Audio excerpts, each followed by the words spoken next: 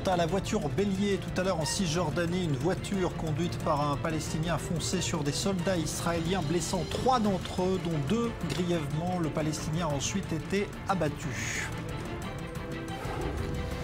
Inauguration à grand spectacle du nouveau canal de Suez. L'Égypte veut à présent se tourner vers l'économie mondiale et assainir son image sur la scène internationale. Des candidats qui se bousculent à la télévision américaine ce soir. 10 des 17 républicains en débat pour tenter de gagner l'investiture dans la course à la Maison-Blanche. C'est Trump qui tient la corde.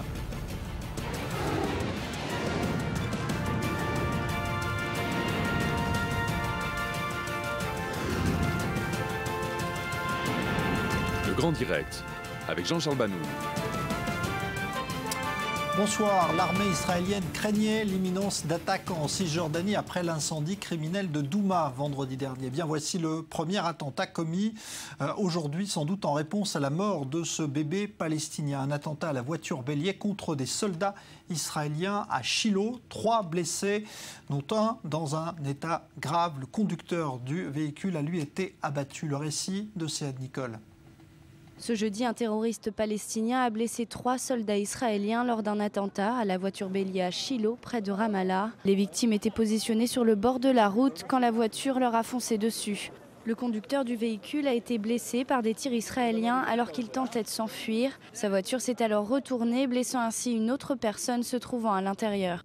Un hélicoptère est arrivé sur les lieux pour prendre en charge les blessés, dont un est âgé d'une vingtaine d'années. 2 sont dans un état critique et ont été évacués et transportés à l'hôpital près de Jérusalem. Ils sont tous les 2 dans le coma et sous assistance respiratoire. Un plus légèrement blessé a reçu les premiers soins sur les lieux du drame.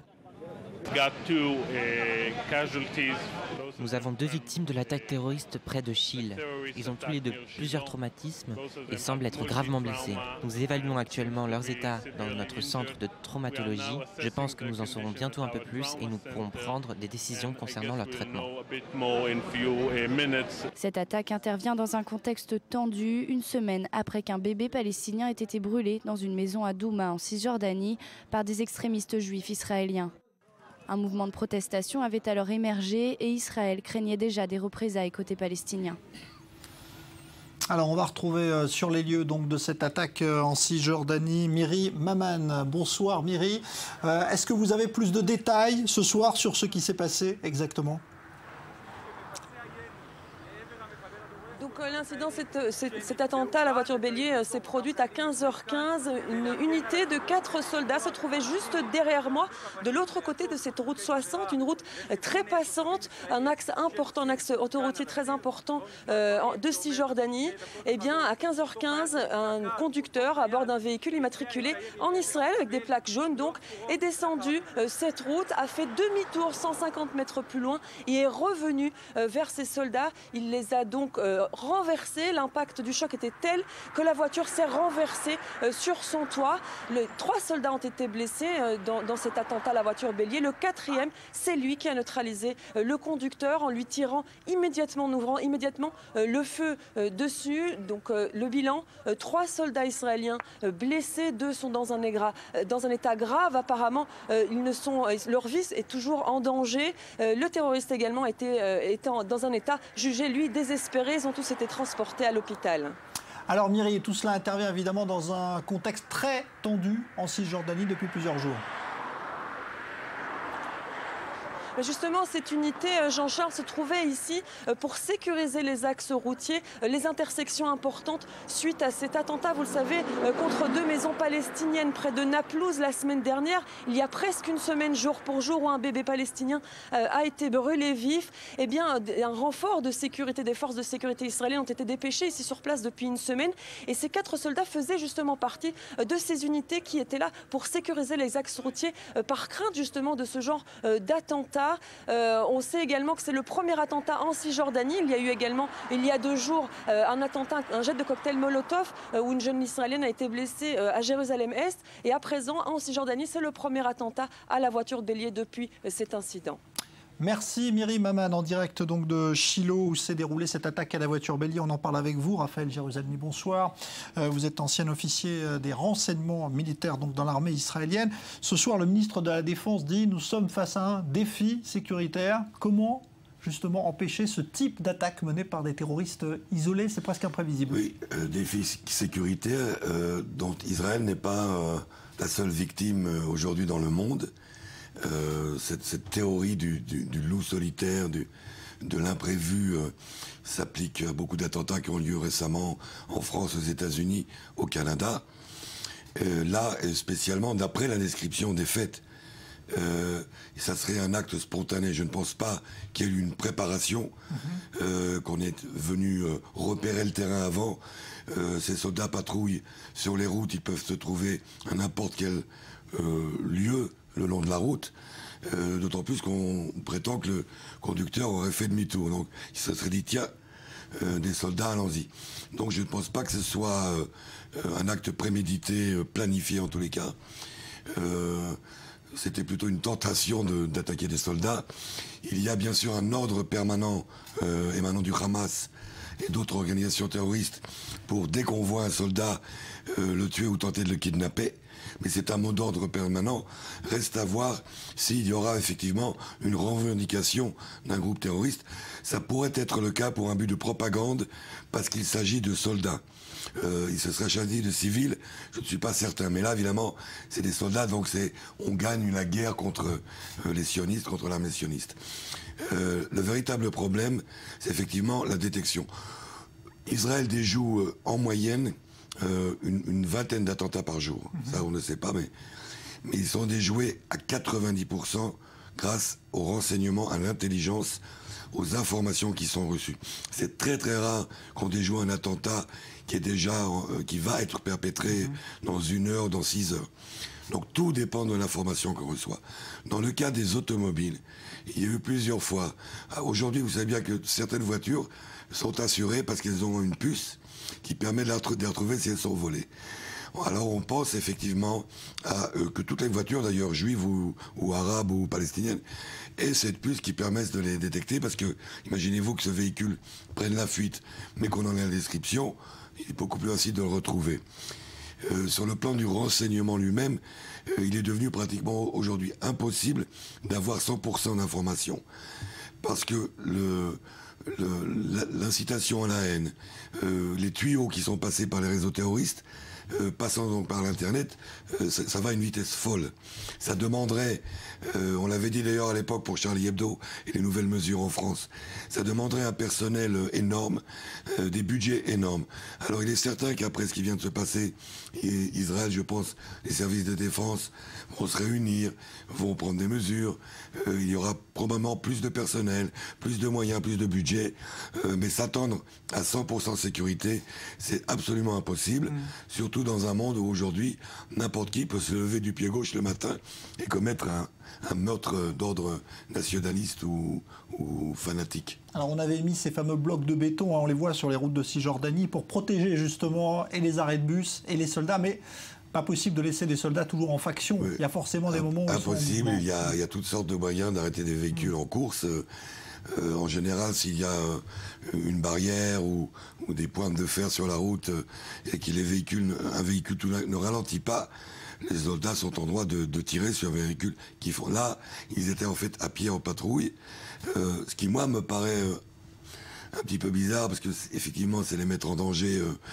On sait bien que même un cycliste aujourd'hui, c'est dangereux d'être sur le bord de la route.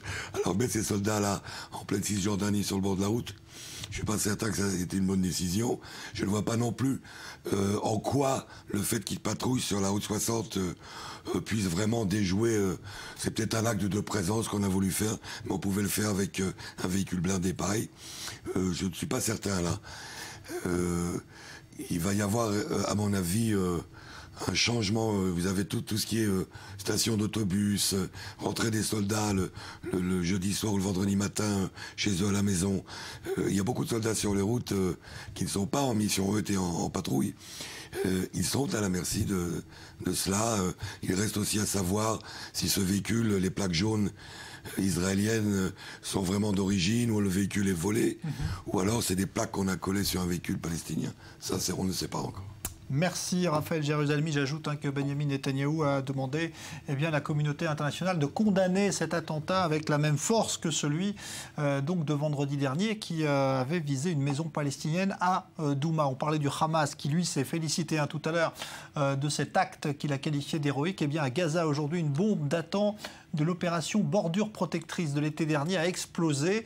Ce sont des membres du Hamas qui essayaient de la désamorcer. 4 d'entre eux ont été tués, une vingtaine d'autres auraient été blessés. Vous le voyez sur des images donc, qui nous viennent de Gaza.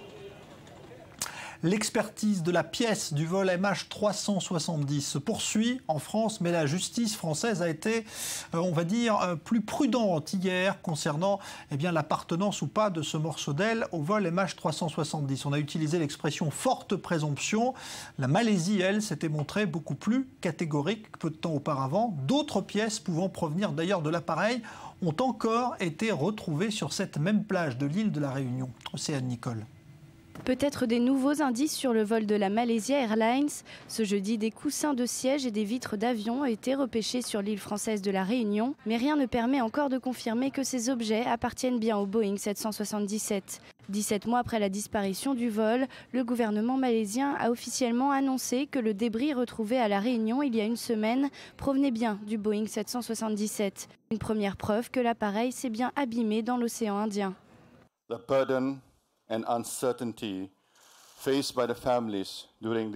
fardeau et les incertitudes que les familles ont endurées tout ce temps sont indescriptibles. J'espère que cette confirmation, même si elle est tragique et douloureuse, permettra au moins aux familles et proches des 239 passagers du vol MH370 d'être enfin fixés. Et malgré cette première grande avancée de l'enquête, ça n'a pas suffi à apaiser les familles des victimes qui ne se disent pas satisfaites. Colère et incrédulité dominent donc. Leur priorité est avant tout de savoir ce qu'il est advenu de leurs proches. Nous voulons le retour des corps sous quelque forme que ce soit, afin que nous puissions leur faire nos adieux de façon appropriée et leur dire au revoir correctement. La compagnie n'a fait que chercher l'avion. Ils n'ont rien dit sur le fait de chercher les gens. On leur a dit qu'on ne voulait pas de l'avion, mais eux, ils disent qu'ils peuvent le trouver. La Malaysia Airlines a qualifié cette avancée de majeure. Ce jeudi, les expertises se poursuivent au siège de la Direction générale de l'armement aéronautique de Toulouse. Reste à trouver des indices sur les causes de l'accident. La disparition du Boeing 777 reste l'un des plus grands mystères de l'aviation civile. Le discours de Barack Obama sur le nucléaire iranien hier à Washington a ciblé, on le sait, à plusieurs reprises Israël et son Premier ministre Benyamin Netanyahou, opposant fervent à l'accord. Comment Israël a-t-il perçu ce discours très argumenté, mais tout de même aussi très offensif? Eh bien, pas de réaction officielle pour l'instant de Netanyahou, mais d'autres personnalités ont réagi. Joseph Emmanuel. Les réactions sont mitigées en Israël au lendemain du discours de Barack Obama. Un discours devant les étudiants de l'American University, lieu symbolique s'il en est. John Kennedy avait prononcé un vibrant discours en 1963 en faveur du désarmement nucléaire. Ce mercredi, le président américain a vigoureusement défendu l'accord conclu entre l'Iran et les grandes puissances, ceci dans la perspective d'une bataille qui s'annonce difficile en septembre prochain face à un congrès majoritairement républicain. Des républicains qui, depuis plusieurs mois, et de concert avec le Premier ministre israélien, attaquent violemment leur président sur un accord jugé dangereux, mais le président américain ne semble en rien partager ses inquiétudes.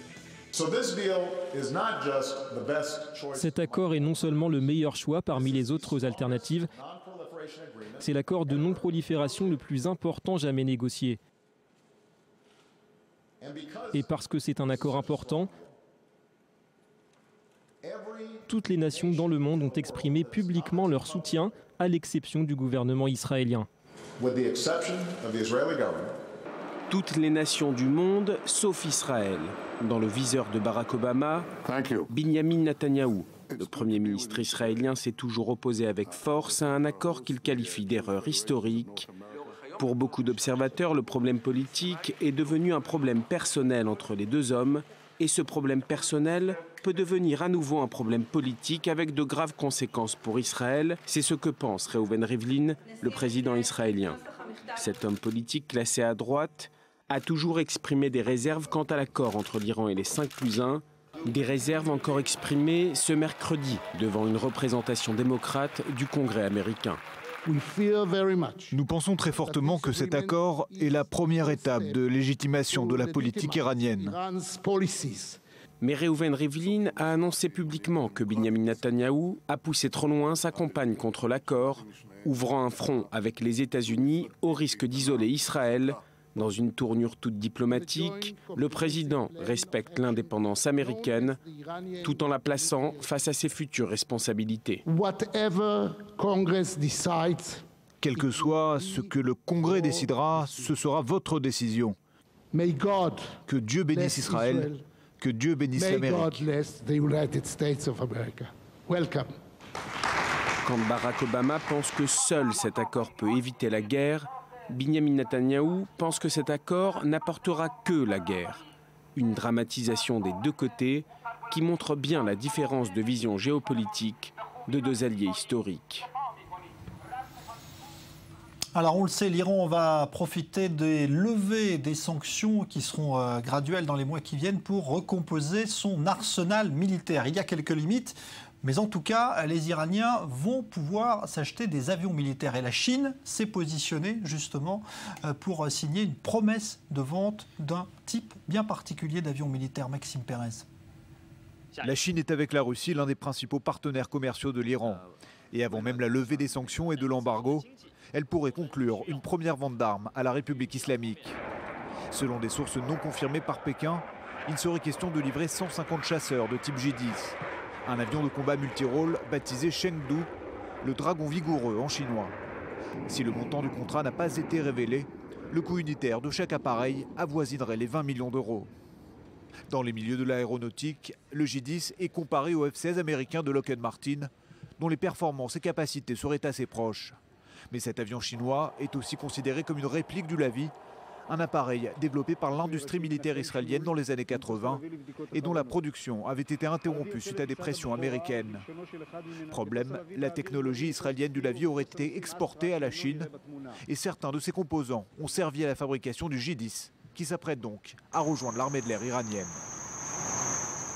Un attentat suicide a visé une mosquée en Arabie Saoudite. 15 personnes ont été tuées. Il s'agit principalement de policiers saoudiens, membres d'unités spéciales, qui fréquentaient assidûment cette mosquée. L'attentat a été revendiqué ce soir par l'État islamique qui a déjà perpétré plusieurs attentats en territoire saoudien.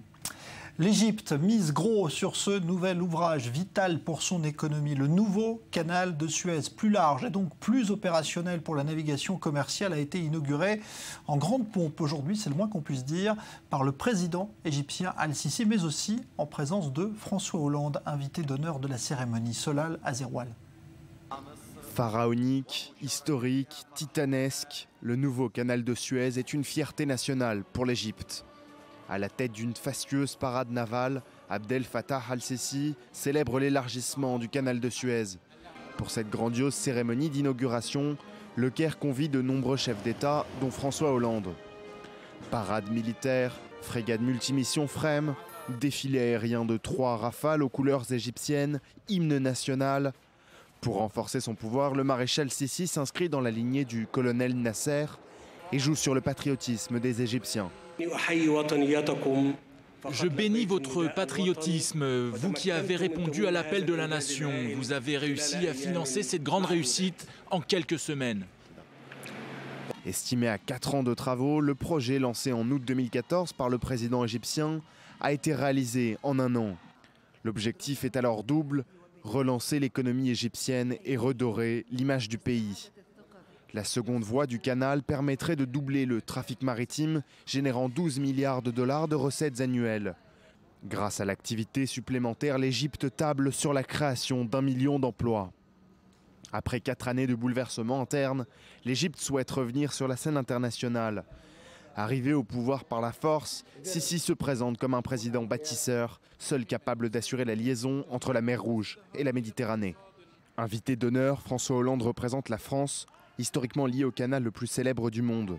Au XIXe siècle, la compagnie du français Ferdinand de Lesseps creuse le canal, inauguré le 17 novembre 1869. Désormais, cette voie maritime fait transiter une partie du pétrole mondial, mais l'augmentation des capacités du canal de Suez ne générera pas automatiquement une hausse des recettes. Celles-ci dépendent du trafic maritime mondial. Alors, on va en parler avec notre invité Yitzhak Levanon. Bonsoir. Bonsoir. Vous avez été ambassadeur d'Israël en Égypte. D'ailleurs, est-ce qu'Israël était associé ou pas à cette cérémonie où il y avait de nombreux chefs d'État? Regardez, la vérité que j'ai lue dans les journaux israéliens, qu'Israël n'a pas été invité officiellement. Je parle d'Israël officiel, le Premier ministre, le Président de la République, comme la Turquie et le Qatar. Ouais. La vérité que j'ai essayé de voir, parce que j'ai suivi en vif les célébrations pour voir si peut-être l'ambassadeur d'Israël était là-bas. J'ai pas réussi à voir si oui ou non. Donc je suis dans le brouillard. Je ne sais pas s'ils ont été invités ou pas. Mais au cas où l'Égypte, de façon préméditée, n'a pas invité Israël, l'officiel, je crois que c'est une erreur tactique. Ouais. Oui, parce que c'est un ouvrage dont Israël aussi va bénéficier. Regardez, c'est une voie maritime qui est internationale. À propos, le nouveau canal qui a été construit aujourd'hui, en une partie, il rejoint l'ancien. En partie, il est parallèle, et en partie, il redevient parallèle, il rejoint. Dans la région de Déversoir, par exemple, il le rejoint. Donc, c'est une voie maritime internationale qui a été reconnue par l'Égypte après la guerre de Yom Kippour, dans les traités de paix avec Israël, et nous avons le droit complet, nous, c'est Israël, de passer le canal de Suez, le traditionnel. Donc, je m'imagine qu'on aura le droit aussi de passer de façon, d'après les accords de Constantinople de 1888, de passer les deux voies du canal. Mais disons, la situation au Moyen-Orient, les relations entre Israël et l'Égypte, disons, la collaboration dans le domaine de la lutte contre le terrorisme, etc., je serais un peu surpris si ça se vérifie qu'Israël n'a pas été invité. Pour le moins, je crois que le président de la République d'Israël, M. Roubi Rivlin, devrait être invité et serait le bienvenu en Égypte, parce que, bon, voilà, c'est une partie de, disons, de l'image du Moyen-Orient, et Israël fait partie de cela. Mais je n'ai pas vérifié, je ne sais pas s'ils ont été invités et que nous, on a décidé de ne pas participer. Bon, en tout cas, il n'était pas sur les images, ça c'est sûr. On va dire un mot justement de ce que représente pour le gouvernement égyptien d'aujourd'hui, qui a été évidemment un petit peu ignoré pendant longtemps par une partie notamment des démocraties occidentales. On a vu François Hollande qui était là aujourd'hui. C'est pour Sisi aujourd'hui un signe de reconnaissance enfin internationale? Non, pas tout à fait.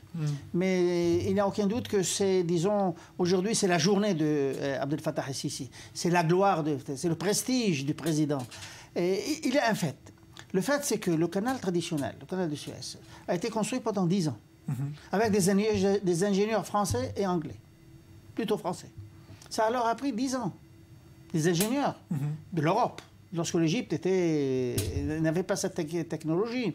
Aujourd'hui, Abdel Fattah el-Sisi, en une année, il construit un canal parallèle au traditionnel, avec de l'argent égyptien, avec de la technologie égyptienne, avec le pouvoir de l'armée des ingénieurs égyptiens, rien de l'étranger. Donc pour lui, pour Sisi, c'est un projet, disons, de gloire nationale ou nationaliste, enfin, ça dépend de comment vous le voyez les choses, pour redorer son blason, pour redorer l'image de l'Égypte et pour donner un push, disons, pour les investisseurs à venir. Bon voilà, je suis quelqu'un qui bâtit, je ne suis pas quelqu'un qui détruit. Mais si on regarde par exemple son discours, il a ouvert son discours contre le terrorisme. Il a insinué que ce sont les frères musulmans. Il a insinué aussi que c'est ISIS ou Ansar Bet el-Maqdis qui sont en Égypte, sans mentionner le nom, mais il a parlé que nous, on va lutter. Donc tout ça, c'est dirigé vers les investisseurs étrangers, que comme quoi, je bâtis, je vais contrecarrer l'effort du terrorisme contre ces projets-là. Donc vous pouvez venir en toute tranquillité investir en Égypte. Et c'est ce qu'il a voulu. La seconde chose, moi, j'étais pas tellement... enfin, c'était pas un grand éclat la participation internationale. C'est vrai, il y avait le président Hollande. J'étais un peu surpris de voir le roi de la Jordanie en seconde rangée. Mais il n'y avait pas les grandes personnalités. Je n'ai pas vu les Américains, je n'ai pas vu par exemple les Britanniques, j'ai pas vu beaucoup de monde que je n'ai pas vu, et même Israël. Donc, ce n'était pas la première gamme, disons, qui était dans cette cérémonie, mais n'empêche que c'était international, et c'est ce que Abdel Fattah al-Sisi voulait. Dorénavant, on devrait savoir deux choses. Premièrement, de façon technique, ce canal va pouvoir travailler, parce qu'on n'a aucune expérience pour l'instant. On a l'expérience sur l'ancien, sur le traditionnel, parce que ça dure 150 ans, donc on sait de quoi il s'agit. Et secondo, si vraiment il y aura un accru, disons, dans les investissements ou dans les rentrées du canal de Suez, comme on parle, de tripler, disons, les 5 milliards de dollars d'aujourd'hui. On va voir. Merci Yitzhak Levanon, donc ancien ambassadeur d'Israël en Égypte. Ce soir à la télévision américaine, l'événement, ça va être ce débat qui va tenter de départager la foule de candidats républicains à l'investiture dans la course à la Maison-Blanche. 10 ont été retenus sur 17 officiellement candidats. David Klezeski. Il y a parmi eux le futur président des États-Unis, si les républicains emportent la mise. Semaine politique chargée outre-Atlantique avec ce premier grand débat des primaires. Dans les règles de l'art, 9 des principaux candidats vont se retrouver en ordre de bataille derrière ces pupitres. Le cadre, l'arène sportive de Cleveland, de l'Ohio.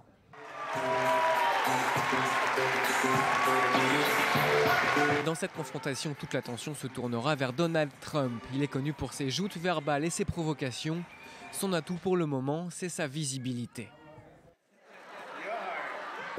Il possède un avion, des immeubles à son nom, des terrains de golf, des concours de beauté. Donald Trump est partout, et ça fait depuis un bon moment. Il fait partie de la culture américaine. Qu'on l'aime ou pas, tout le monde sait qui il est. Et ça, c'est un atout énorme. Mais le riche investisseur va maintenant devoir convaincre qu'il a aussi une vision et un programme.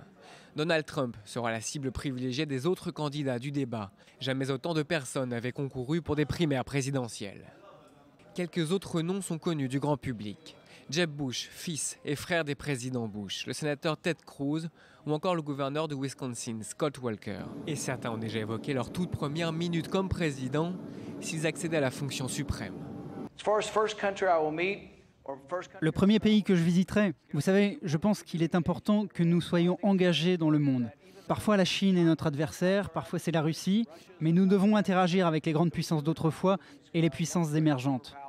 Mon premier voyage sera donc la Chine ou la Russie.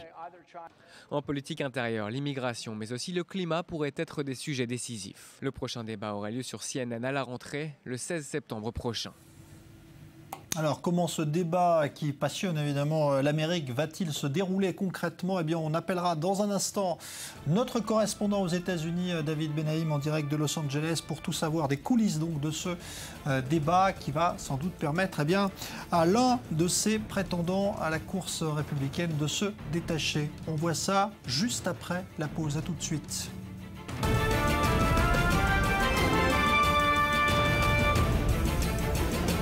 Attentat à la voiture bélier en Cisjordanie. Une voiture conduite par un Palestinien a foncé sur des soldats israéliens. 3 d'entre eux sont blessés, dont 2 grièvement. Le Palestinien, lui, a été abattu et hospitalisé. L'inauguration à grand spectacle du nouveau canal de Suez. L'Égypte veut à présent se tourner vers l'économie mondiale et assainir son image sur la scène internationale.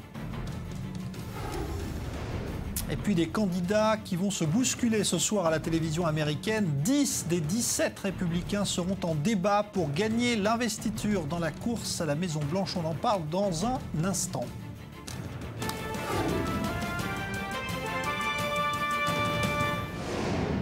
Alors concrètement, comment ce débat va-t-il se dérouler? On va tout savoir en appelant en direct de Los Angeles notre correspondant David Benaïm. Bonsoir David. On voit juste derrière vous les collines d'Hollywood. Ça va être du grand spectacle ce soir? Ça va être du grand spectacle et contrairement à l'idée reçue, il y aura 2 débats ce soir en fait. Vu le grand nombre de candidats à la primaire républicaine, Fox News a établi une règle très controversée pour déterminer que seuls les 10 premiers candidats dans la moyenne des 3 derniers sondages pourraient participer au débat en prime time. Pour les 6 candidats restants, un premier débat aura lieu un peu plus tôt cet après-midi. Ce seront donc 10 podiums, tous tournés vers les caméras et l'audience. les étudiants de l'Ohio University. Et au centre de la scène, celui qui a recueilli le plus de points dans les sondages depuis l'annonce de sa candidature en juin, Donald Trump. Les autres candidats sont répartis autour de lui par ordre décroissant, comme sur un podium des Jeux Olympiques. Pendant 1 heure, les modérateurs poseront chacun à leur tour une question aux candidats de leur choix, chacun disposant d'1 minute pour répondre et de manière limitée. Les autres candidats pourront rebondir pendant 30 secondes. Ce format a été mis en place en coordination avec le Parti républicain, principalement pour éviter trop d'interactions entre les candidats qui pourraient affaiblir le parti, plutôt que de permettre à l'un des protagonistes de se détacher. Mais les règles ont leurs limites et il s'agit de télévision en direct. Tout peut arriver, surtout avec Donald Trump au centre de la tribune, qui risque d'être attaqué verbalement par tous les autres candidats et qui ne se laissera pas faire. Alors, il faut expliquer, David, parce que c'est une particularité de la démocratie américaine, c'est que ce débat peut s'avérer décisif ce soir dans le choix que feront les Américains lors de la primaire. Hein.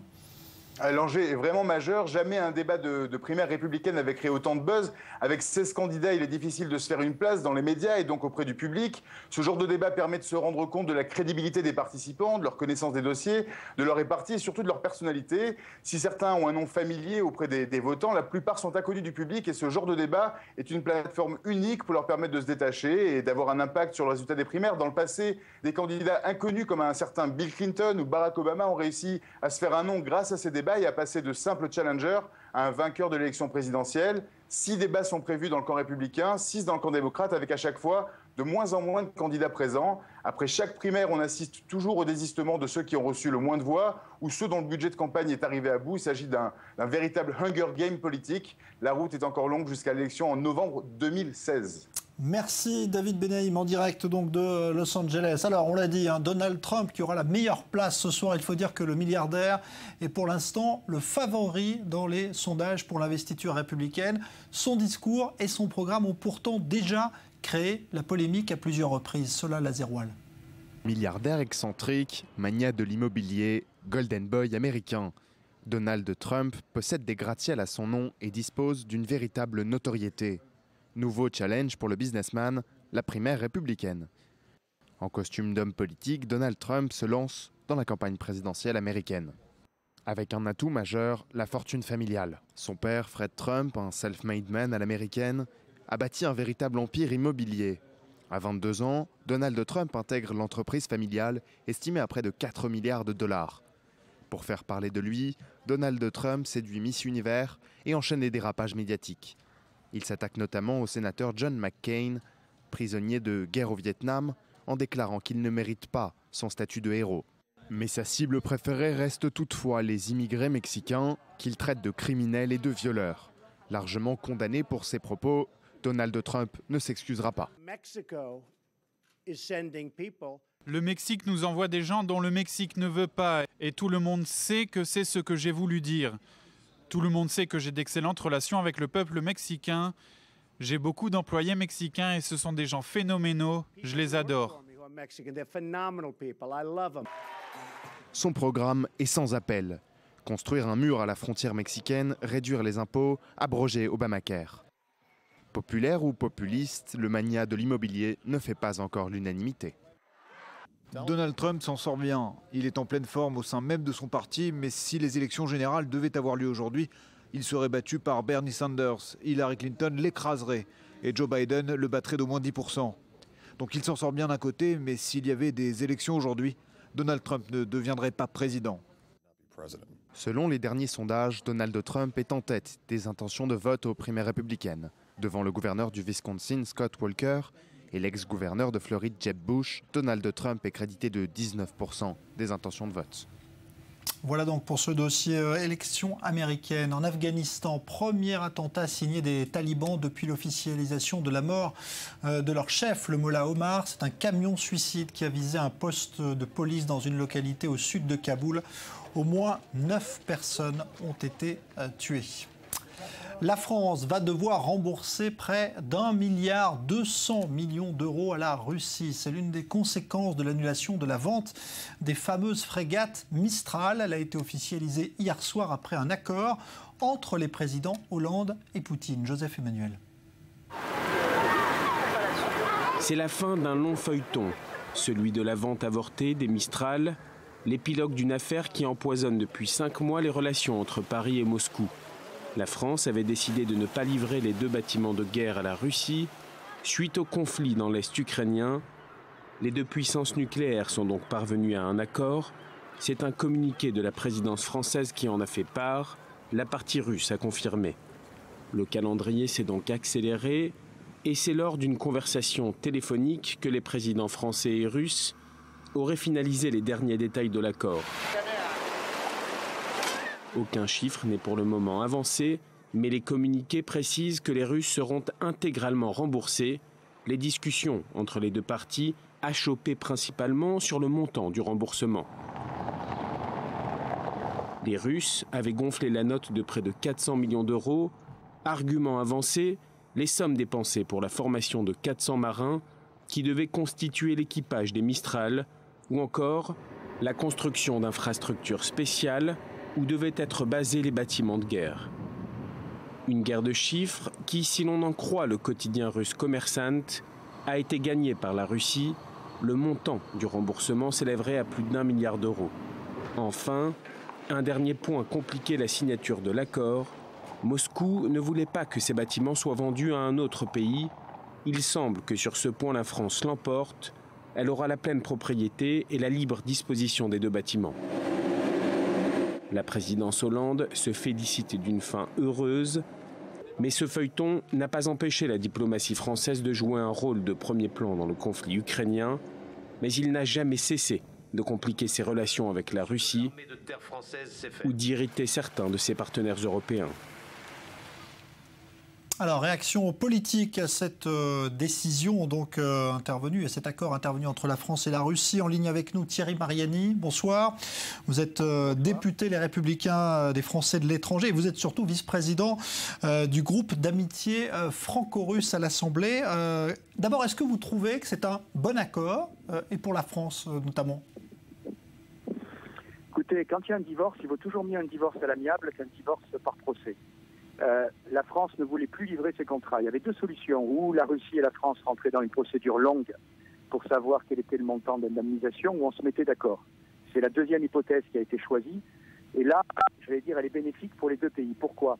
Pour la Russie d'abord, parce que la Russie peut récupérer rapidement ses sommes et va lancer immédiatement la construction de navires similaires dans ses chantiers navals avec ses propres ouvriers, puisque tout le monde l'oublie, mais pendant ces 2 ans, les Russes ont été associés à la construction du navire, et en fait, tous les transferts de technologie ont été faits. C'est un moindre mal pour la France, parce que la France paye tout de suite, mais au moins peut revendre les bâtiments tout de suite.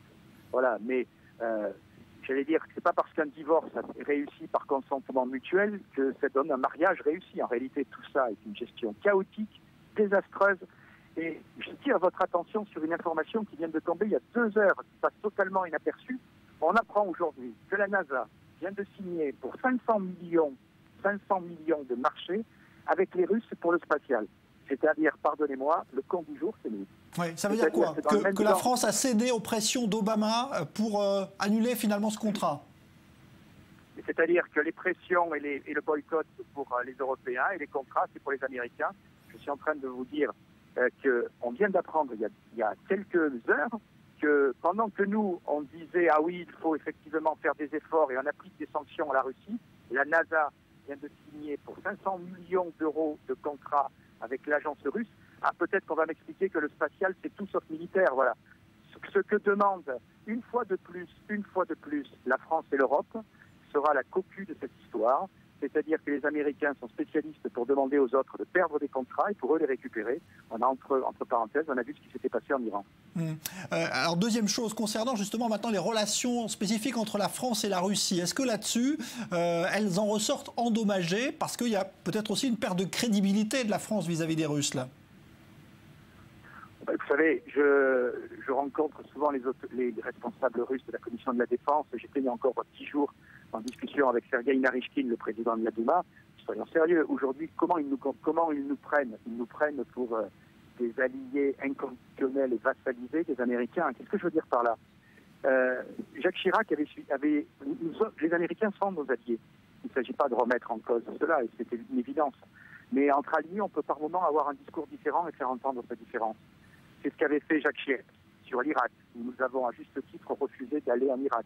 C'est ce qu'avait fait aussi, on l'oublie, François Mitterrand, quand il avait refusé de cesser des livraisons au Nicaragua alors que les Américains le demandaient.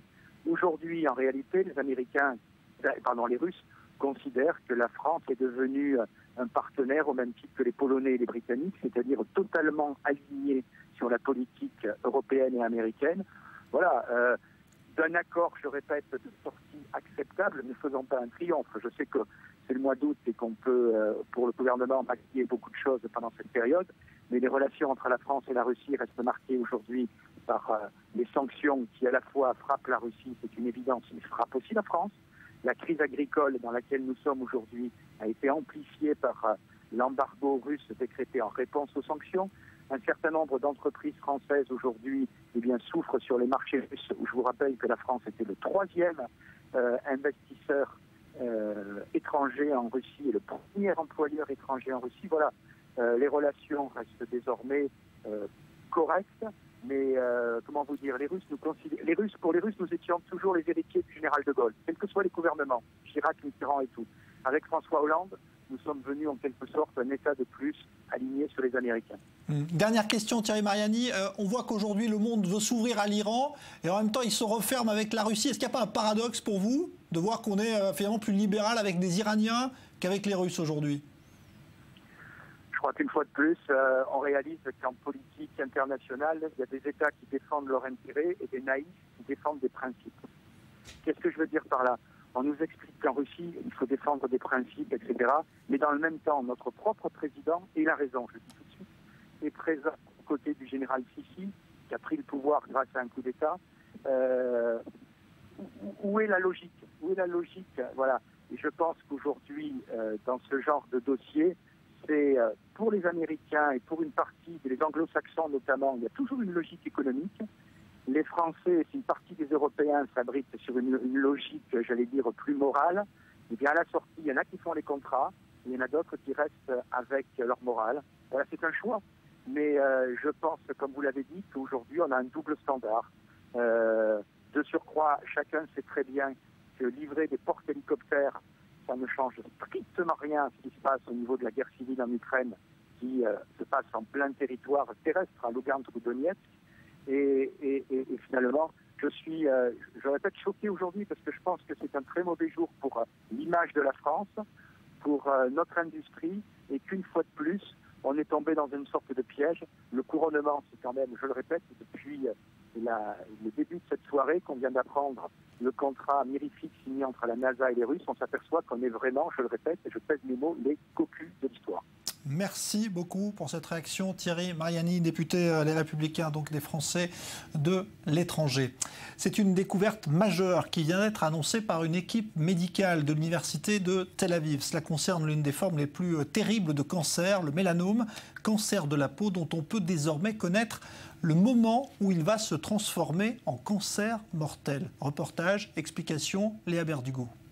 Si vous faites une recherche sur le mélanome, vous découvrirez que ce cancer de la peau commence à un niveau très bas de l'épiderme. Il doit ensuite remonter à la surface pour redescendre, infecter les vaisseaux sanguins. C'est la phase mortelle. Pourquoi toutes ces étapes avant que le mélanome ne devienne agressif? Pourquoi ne migre-t-il pas directement vers les vaisseaux sanguins? Ces questions ont toujours hanté le docteur Carmit Levy, chercheur à l'université de Tel Aviv. L'élément déclencheur du mélanome se trouverait peut-être dans les couches supérieures de l'épiderme. Habituellement, les cellules normales se trouvent à la base, mais lorsqu'elles se dirigent vers le haut, elles rencontrent de nouveaux amis, de nouvelles cellules. Donc peut-être y aurait-il un élément déclencheur qui leur ferait ressentir qu'elles sont sur une couche supérieure et qu'à ce moment-là, elles peuvent changer de direction et commencer à se propager. Ces questions en tête, Carmit Levy, assistée de son équipe, débute les recherches. Elle analyse des échantillons de peau saine, insère un mélanome non agressif et attend de constater quelle cellule va transformer cette tumeur bénigne en agent mortel. Jusqu'au moment où elle identifie l'élément déclencheur de la maladie. Nous avons découvert que la couche supérieure de la cellule provoquait la propagation. Donc nous avons réalisé que la couche supérieure crée ce qu'on appelle des ligands, des liens sur la surface, sur la membrane de ces cellules, et quand les cellules du mélanome entrent en contact avec ces cellules supérieures, cela provoque le changement en agent létal. La découverte est majeure et cela, le docteur Levy l'a bien compris. Les premières expériences ont été faites ici. Et j'ai bondi dans mon bureau et j'ai dit « on l'a trouvé !» parce qu'on était très enthousiasmés de voir que le micro-environnement était la cause de la propagation du cancer. Et c'est probablement vrai dans d'autres cas de cancer, mais cela doit être prouvé. La chercheuse espère que cela permettra de détecter le cancer à un stade très précoce, de manière à le stopper. Mais il faudra encore être patient. Cela prendra plusieurs années avant que cette découverte ne puisse bénéficier aux malades atteints de ce cancer de la peau. Alors Léa Berdugo, bonsoir. On vient de voir donc dans ce reportage, et on l'a entendu, de la bouffe donc de cette chercheuse. Cette découverte suscite beaucoup d'enthousiasme. Oui, on l'a entendu également. La découverte a été qualifiée de majeure, car à partir du moment où on identifie l'élément déclencheur qui transforme les cellules cancéreuses bénignes en agent létal, eh bien une nouvelle porte s'ouvre. Pourquoi ? Parce qu'il devient désormais envisageable que l'on puisse agir avant que le cancer ne se propage en utilisant un traitement sur le mélanome avant qu'il n'infiltre les vaisseaux sanguins. Alors cependant, pas d'agitation, on l'a entendu, nous en sommes encore au stade expérimental et cela prendra encore sûrement plusieurs années avant qu'un remède ne soit trouvé. Ce ne sont que des recherches scientifiques, mais le docteur Lévy a mentionné de nombreuses collaborations avec différents instituts afin de trouver un traitement contre le mélanome. Le mélanome représente 2% des cancers de la peau et c'est celui qui est responsable de presque tous les décès dus à ce cancer. Alors, espoir également en Israël, parce que là, les taux de cancer de la peau, ils sont plus élevés que dans d'autres pays. Exactement. Le mélanome est à l'origine de 1500 décès par an dans le pays et les autres cancers de la peau sont également fréquents. Alors, en cause, évidemment, le soleil. Kermit Lévy a rappelé que la meilleure protection était de couvrir totalement les enfants jusqu'à l'âge de 13 ans parce que jusqu'à cet âge, les chances de développer un cancer sont plus importantes. Avec cette découverte, toutes les possibilités sont désormais envisagées puisqu'un patient ayant un mélanome peut être soigné à temps. Mais une fois que le mélanome envahit le sang, le patient doit subir un traitement agressif. Ce traitement qui pourra être évité si un remède est trouvé à ce cancer de la peau. Merci Léa Berdugo. C'est devenu pour les femmes qui empruntent certaines lignes de bus ou d'autocars en Israël un véritable combat. Il s'agit de lignes qui concernent les quartiers juifs ultra-orthodoxes où il est demandé aux femmes de s'asseoir à l'arrière tandis que les hommes sont assis à l'avant. Une discrimination dans les faits sans aucune base légale. Reportage Maël Benoliel. Certains la surnomment déjà la Rosa Parks israélienne. Figure emblématique de la lutte contre la ségrégation raciale aux États-Unis dans les années 50. Anna Shulkin a elle aussi refusé de s'asseoir à l'arrière d'un autobus public, comme lui avaient demandé expressément des hommes orthodoxes. Je suis montée dans le bus numéro 36 qui part de Ramoth et va jusqu'à Strauss. C'est une ligne normale où tout le monde est censé s'asseoir où il veut. Il y a même une pancarte dans le bus qui le dit. La climatisation ne marchait pas tellement, le bus était quasiment plein. J'ai regardé où je pouvais m'asseoir. Il y avait beaucoup de voyageurs et la seule place de libre était à l'avant du bus. Un endroit du bus où certains hommes ont pris l'habitude de s'asseoir entre eux au détriment des femmes qui doivent s'asseoir entre elles à l'arrière du bus. Malgré cela, Anna, dans son droit, décide de s'asseoir à l'avant. Il y avait 3 hommes orthodoxes, 2 plutôt âgés et un adolescent. L'adolescent s'est levé, m'a tourné le dos et sans me regarder, il me fait « va derrière avec son doigt, c'est là-bas ta place ». Tous les hommes assis devant lui ont emboîté le pas et ont commencé à me crier dessus. Cela m'a mis une certaine pression. Anna finit par descendre du bus. Choquée, Anna prend des photos à l'aide de son téléphone portable.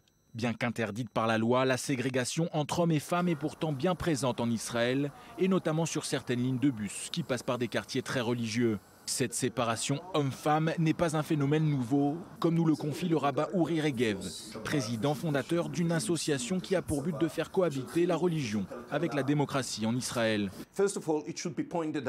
Il est important de signaler que ce n'est pas quelque chose qui provient de la Torah ni du Talmud. C'est la réflexion d'une radicalisation grandissante, d'un extrémisme grandissant dans la vie religieuse ces dernières décennies. Cette idée de ségrégation dans le bus a commencé dans les années 70 avec quelques lignes d'autobus pilotes, mais c'est devenu de nos jours un phénomène énorme qui concerne plusieurs milliers de trajets par jour. 70 lignes d'autobus à travers le pays seraient concernées par cette ségrégation officieuse. Contactée, la coopérative d'autobus Eged a souhaité réagir par l'intermédiaire d'un communiqué. Eged condamne avec dégoût toutes les manifestations de racisme et d'harcèlement des passagers, y compris la coercition religieuse quelle qu'elle soit. Nous ne tolérons pas la violence et l'intimidation dans la sphère publique en général et dans les autobus en particulier. Les incidents comme celui vécu par Anna sont courants depuis des années sur certaines lignes de bus de Jérusalem ou d'ailleurs. Il y a plus de 3 ans, la Haute Cour de justice israélienne a ordonné au ministère des Transports de conduire régulièrement des inspections sur les lignes de bus concernées par cette ségrégation homme-femme. Mais comme l'a reconnu le Centre de recherche et d'information du Parlement israélien, aucune inspection n'a jamais encore été réalisée jusqu'à aujourd'hui. C'est un match de foot chargé de symboles qui va se dérouler ce soir à Gaza, la finale du championnat palestinien. Mais pour la première fois depuis 15 ans, eh bien, un club basé en Cisjordanie va affronter un club de Gaza après avoir obtenu l'accord des autorités israéliennes. Le match retour est d'ailleurs prévu à Hebron, en Cisjordanie, dimanche prochain. Mathias Inbar. Le moment est quasi historique. Dans ce bus, les joueurs du club de football d'Al-Ali Hebron en Cisjordanie. Ils arrivent dans la bande de Gaza pour y disputer un match contre le club de Shadjaïa, l'une des zones de combat les plus denses entre le Hamas et l'armée israélienne lors de la dernière opération Bordure Protectrice en 2014. Et pour l'occasion, les joueurs de Hebron sont reçus en grande pompe. Les équipes des deux territoires géographiquement séparés ne s'étant pas rencontrées depuis 15 ans. Il faut dire qu'Israël a autorisé l'entrée des vainqueurs de la récente coupe palestinienne à pénétrer dans le territoire gazaoui. Une mesure d'allègement qui intervient après que la FIFA ait demandé à la Fédération israélienne de football d'autoriser plus de liberté de mouvement des footballeurs palestiniens. La chose la plus importante, ce n'est pas de jouer à Gaza, c'est d'entrer à Gaza. Nous sommes un seul peuple, nous sommes tous frères. Ça faisait des années que la Cisjordanie et Gaza ne s'étaient pas rencontrés. Au final, tout ça, c'est ce que l'on appelle la Palestine.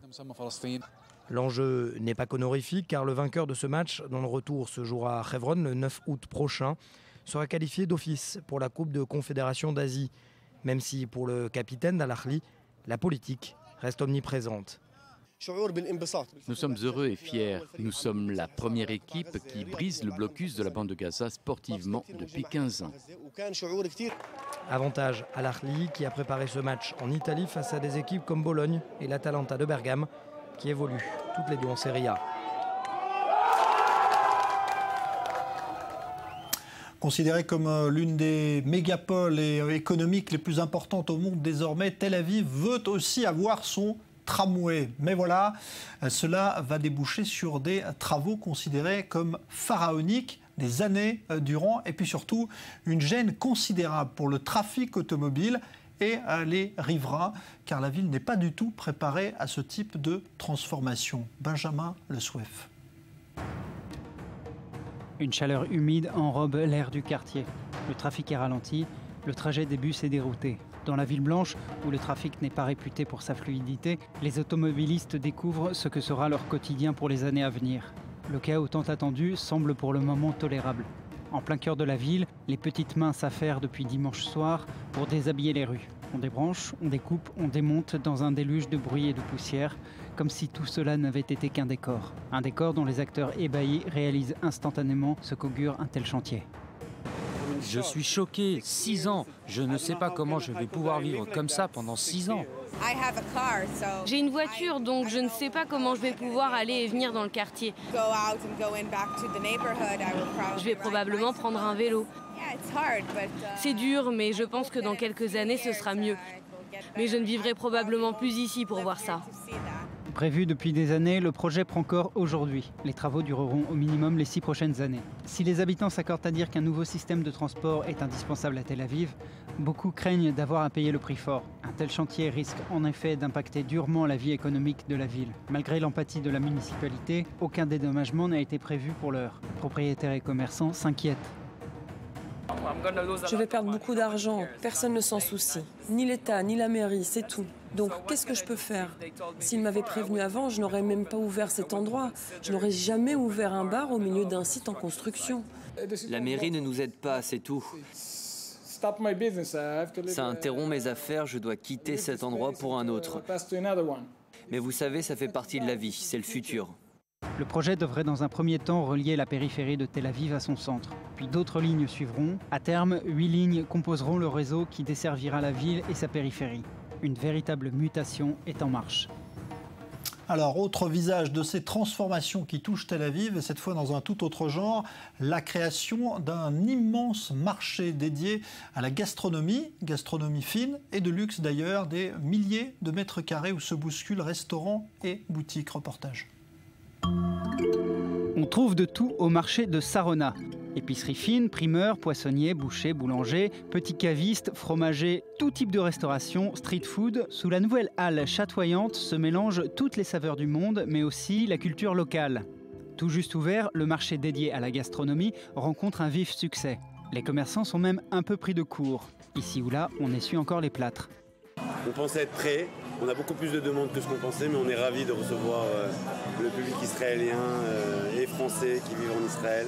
C'est un projet d'excellence, c'est un projet de qualité, c'est un projet aussi qui vient vers le public, c'est un projet autour de la gastronomie. Tout le monde aime la gastronomie, tout le monde s'intéresse à la gastronomie israélienne ou internationale. Foodies, amateurs de nouveautés, riverains, employés ou simples curieux se bousculent pour découvrir le chouk de luxe. Ça me rappelle un peu la France et je trouve ça magnifique. Voilà, vraiment, ça change de tout ce qui peut exister dans tout Israël. On a l'impression d'être ailleurs, d'être dépaysé complètement. Très joli. Moi j'ai l'impression que ça a été construit par Eiffel. Fondé à la fin du 19e siècle par la communauté des Templiers allemands, le vieux quartier de Sarona à Tel Aviv a fait peau neuve. Les vieilles maisons en pierre de la colonie agricole sont aujourd'hui enclavées par les tours d'un des quartiers d'affaires de la ville. Tout brille, tout scintille, à en faire presque mal aux yeux. Le quartier de Sarona suit une tendance à la rénovation que l'on rencontre dans toutes les grandes villes du pays. Avant lui, les anciennes gares de Jérusalem et Tel Aviv, ou encore la marina de Yafo, ont connu le même sort, ainsi que le quartier des Templiers à Haïfa. Des rénovations auxquelles on peut souvent reprocher une certaine absence d'âme, souvent compensée par l'appétit de consommation. Voilà les transformations aux deux visages donc, de Tel Aviv. On va se retrouver dans une dizaine de minutes. On parlera sport avec des images étonnantes qui nous viendront de Los Angeles où avaient lieu les Jeux spéciaux olympiques pour les déficients mentaux. Et vous verrez des scènes qu'on ne voit que dans cette compétition. À tout à l'heure.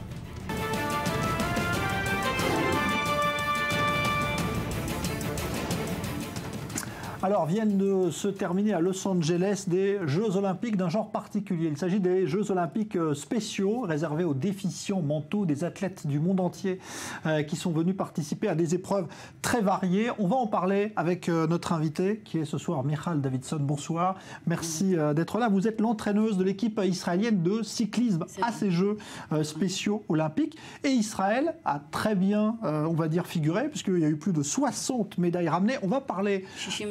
Voilà, exactement. 62 exactement. Vous faites bien de le préciser.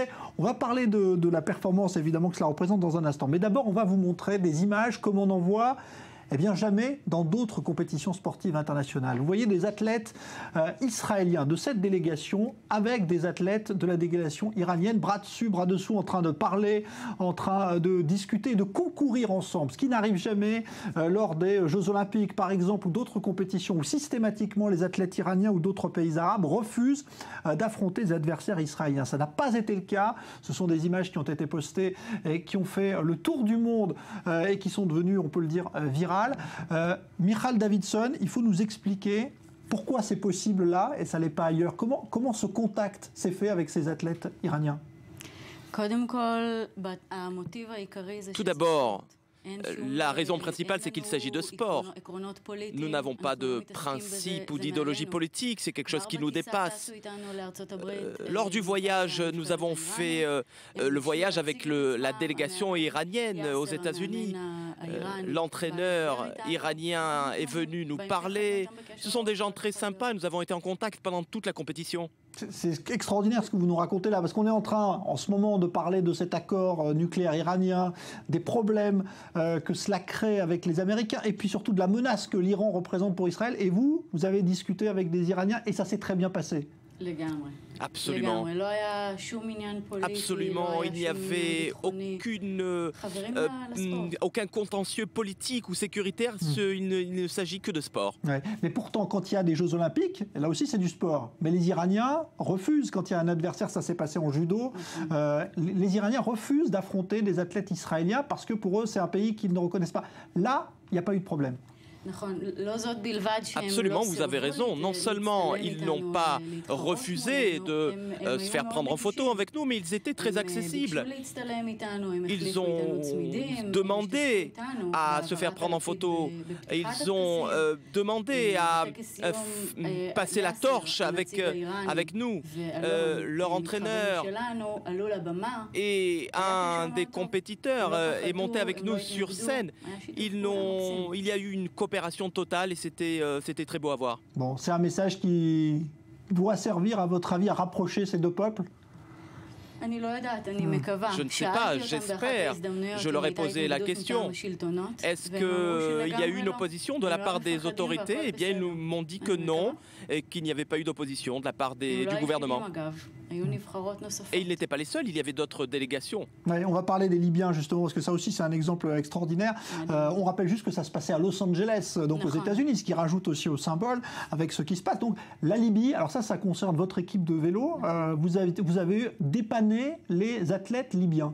Oui, 2 athlètes sont venus concourir dans la discipline du cyclisme, mais ils sont venus sans vélo, ils n'avaient pas de vélo, ils cherchaient une délégation qui pourrait leur prêter. La délégation américaine a refusé, alors ils ont fait appel à nous et nous leur avons prêté des vélos et ils ont obtenu des médailles.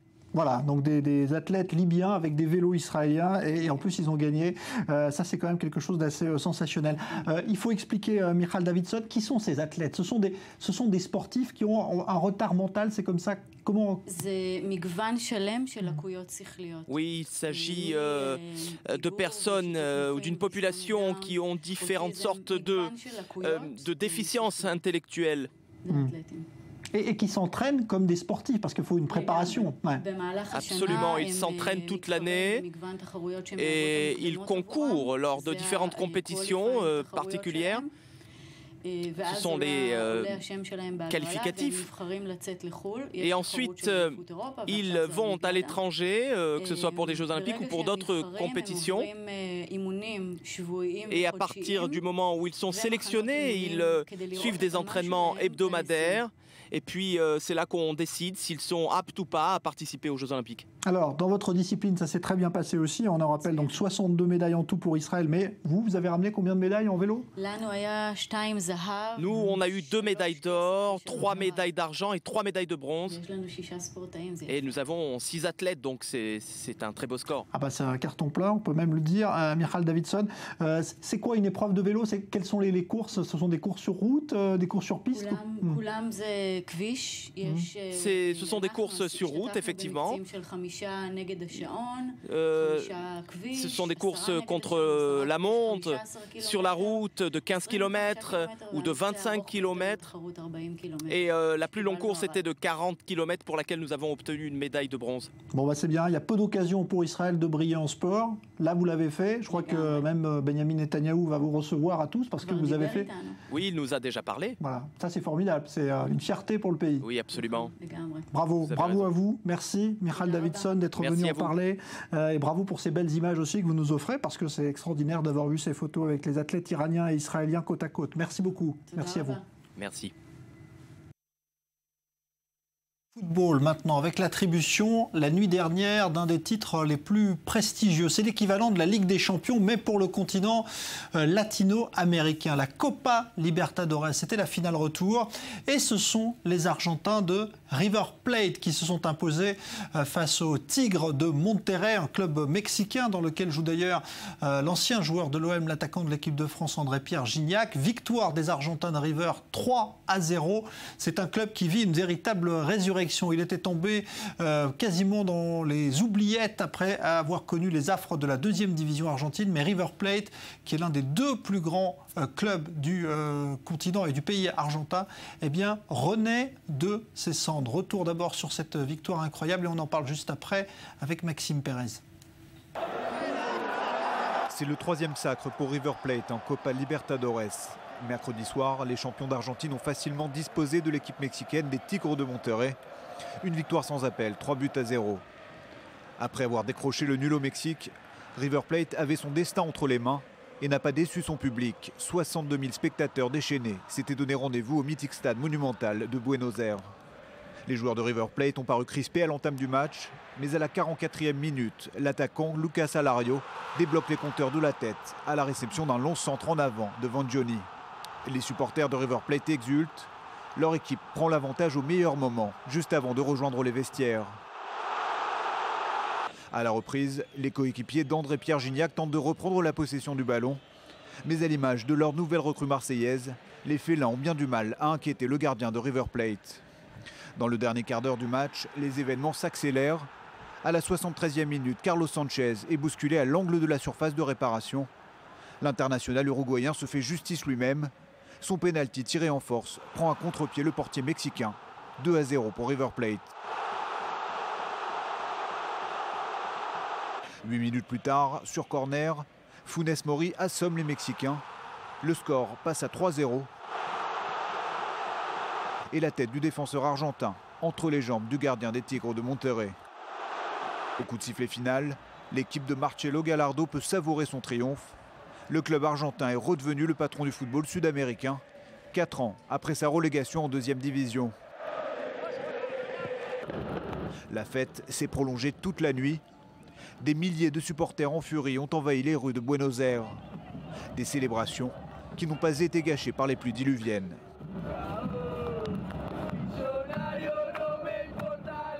Voilà, on a vu les images extrêmement spectaculaires, une ambiance incroyable. On va parler d'ailleurs de ce que représente ce club de River Plate qu'on vient de voir, donc champion du continent sud-américain avec vous, Carlos Gurevich, bonsoir. Bonsoir. Vous êtes producteur sur i24 News et puis vous êtes surtout un fan de la première heure de cette équipe de River Plate puisque c'est votre ville d'origine, Buenos Aires. D'abord, pour qu'on comprenne bien cette ambiance qu'on voit, c'est quelque chose qui existe quasiment à chaque match du club. No en todos los partidos. Pas à tous les matchs, mais là c'est particulier. L'ambiance est extraordinaire car River jouait la finale de la Copa Libertadores dans son stade avec la possibilité de gagner le titre le plus important du continent sud-américain avec un titre qui était attendu depuis 19 ans. En plus, au match aller, il y avait eu 0-0 au Mexique et donc il y avait une vraie chance de gagner la finale retour. Et c'est ce qui s'est passé avec un score sans appel de 3-0. Tout cela a donné un grand spectacle et les festivités qui ont suivi.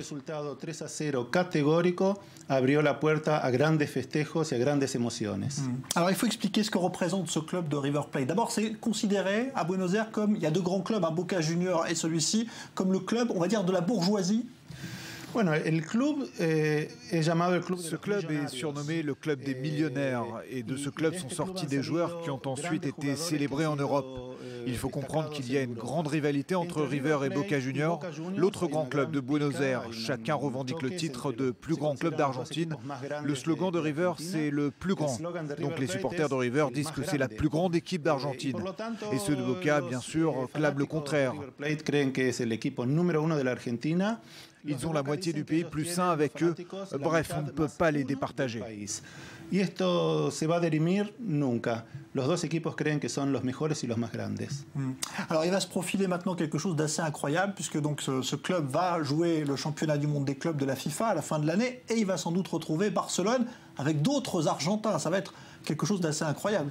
Bueno, hay una gran expectativa. Las imágenes del final del partido. Oui, c'est une immense perspective. Et quand on verra cette belle image des joueurs de River au Japon, dont le drapeau est identique aux couleurs du club de River, au mois de décembre prochain pour le mondial des clubs, c'est bien sûr le rêve de tous les fans de voir une finale entre River et le Barça. Car en plus, on aura en face Mascherano, qui est originaire de River et qui a joué dans ce club. Donde se van a encontrar con Mascherano. Il y aura bien sûr Messi, le plus grand joueur argentin, qui connaît beaucoup de ses joueurs en sélection. Espérons que ce match aura lieu en finale et River espère bien ramener ce titre mondial en Argentine car il y a beaucoup de prestige en jeu. Traiga la Copa para la Argentina, para un orgullo de un país que hace mucho tiempo está deseoso de obtener títulos internacionales. On va dire juste un mot pour terminer, très court, Carlos. C'est un club qui gagne de l'argent en vendant ses meilleurs joueurs, c'est comme ça, ça s'est passé depuis toujours. Francescoli, Cavenaghi, Gallardo, l'actuel entraîneur, Saviola, Mascherano, Crespo. C'est une liste sans fin de joueurs formés à River qui ont ensuite été vendus. Et de cette façon, River récupère de l'argent qui lui permet ensuite de former de nouveaux grands joueurs comme Falcao. La liste est vraiment énorme et c'est comme ça que le club se maintient et reste le club des millionnaires. Merci beaucoup, Carlos Gourovic. Je rappelle donc que vous êtes un fan, un grand fan et un grand connaisseur donc de cette équipe de River Plate. Merci d'être venu en parler ici. Et bravo. Voilà, on reste avec le football argentin. Signature aujourd'hui, c'est un événement de l'international Ángel Di María au Paris Saint-Germain. Transfert évalué à plus de 63 millions d'euros. Il vient à Paris pour gagner la C1. C'est lui qui le dit.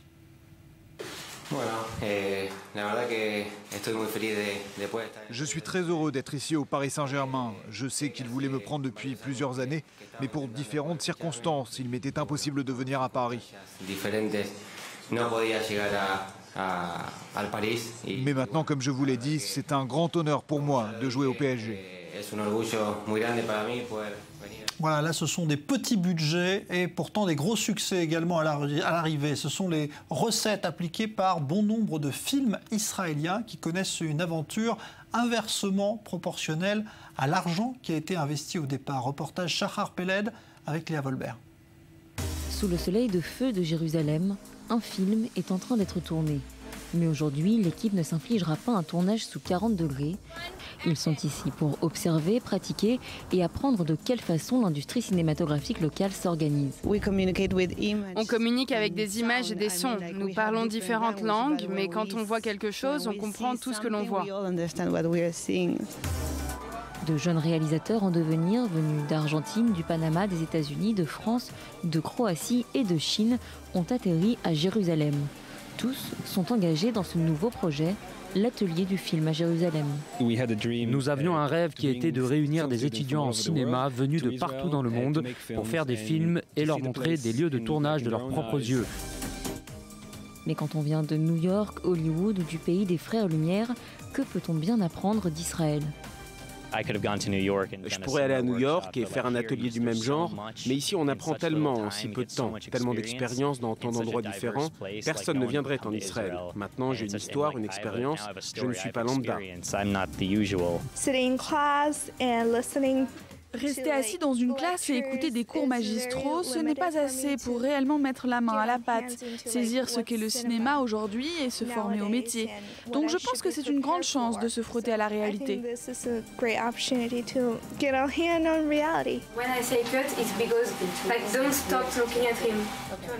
Après avoir suivi des cours donnés par des réalisateurs, des caméramans et de grands rédacteurs, les étudiants sont prêts à créer leur propre long métrage, mais aussi des documentaires ou des fictions. En fait, ici, c'est comme un groupe de projet. Chacun a sa fonction et on apprend à travailler ensemble. Avec un budget très serré et des ressources limitées, il s'agit de raconter des histoires locales comme universelles. Ce projet ambitionne de transmettre l'héritage de cette jeune communauté aux nouvelles générations de réalisateurs du monde entier. Voilà, clap de fin dans un instant, nouveau journal complet avec Elsa Mimoun. Bonne soirée.